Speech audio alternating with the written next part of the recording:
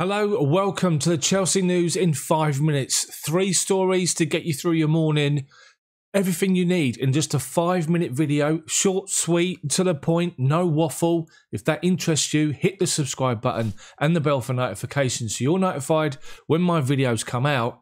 Let's get cracking.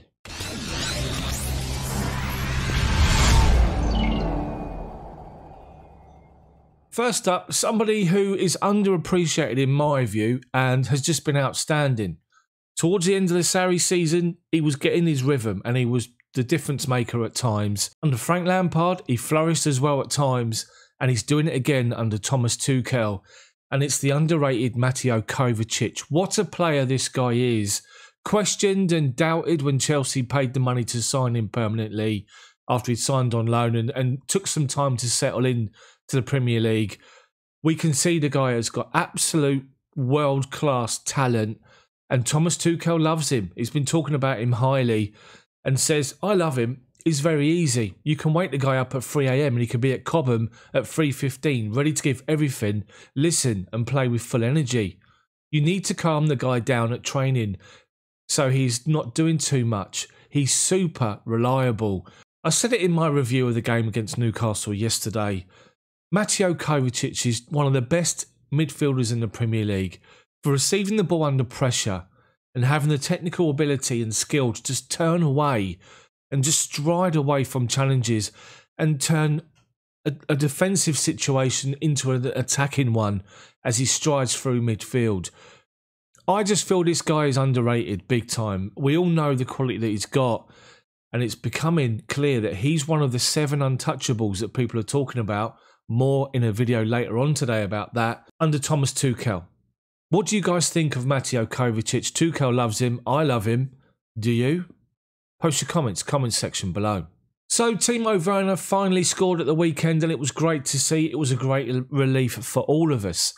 The thing is, he's got a lot of sort of attention from the media because he hadn't scored for a period of time. There was, every time we saw him play, the stats were brought up, how many games he'd played and not scored in. But the thing with Timo Werner is that he's always kept going. He kept getting himself in positions to score goals. He had bad luck if he'd hit the post or someone made a last-ditch tackle or a deflection. The thing is, his head never dropped and he kept going, and he keeps going, I should say, keeps going and getting into these right areas. And he's been talking and he said this, I'm happy that I scored finally.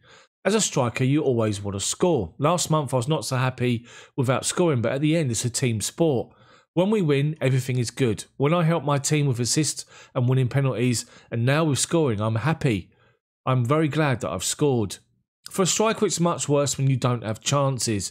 I had in the past a lot of chances and I missed them. The team gave me a lot of situations where I can score, and that's the important thing for me. If I keep going, the goals will come, and also the assists.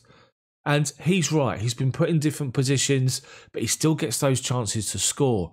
I did a video a couple of weeks back saying that I was worried he was turning into a bit of a Fernando Torres because he was making runs and wasn't being given the ball. If you think about the chances that he's had, probably 1 or 2 in game, think of what it could be if we're looking for him first, as that first ball, first pass that Thomas Tuchel is talking about and has spoken about in detail before.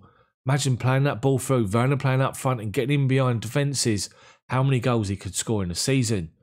But finally, Timo scored, and hopefully he can now kick on. As he says, the goals should now come. So to Hakim Ziyech, and another game passes with him being named on the bench but not coming on or involved, along with Christian Pulisic. But for Ziyech, he's only started the game against Wolves, and since then he's not featured in the Premier League.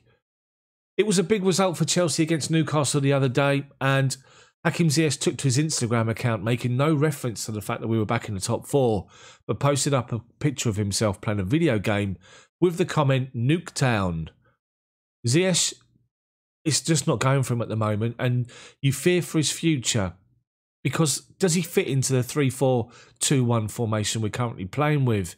I'm not so sure that he does. And if you continue to see the likes of Werner and Alonso blossom on the left-hand side, Mason Mount and Callum Hudson-Odoi on the right, or Mason and Reece James, you've got to wonder how Kai Havertz, Christian Pulisic and Hakim Ziyech will fit in. I'm sure they will, but you can't play them all. Interesting. What do you think of the Ziyech situation? Do you think he can play as a number 10? Post your comments, comment section below. So Chelsea fans, that's it from me. Chelsea news in 5 minutes. 3 stories to get you thinking. Get your comment in the comment section below. And most importantly of all, get you liking the video and then subscribing to the channel. Make sure you hit the bell for notifications so you don't miss when these videos come out. Stay tuned for a video on the 7 untouchables in Thomas Tuchel's team coming out later on today. Thanks for watching. Have a good day. See you later.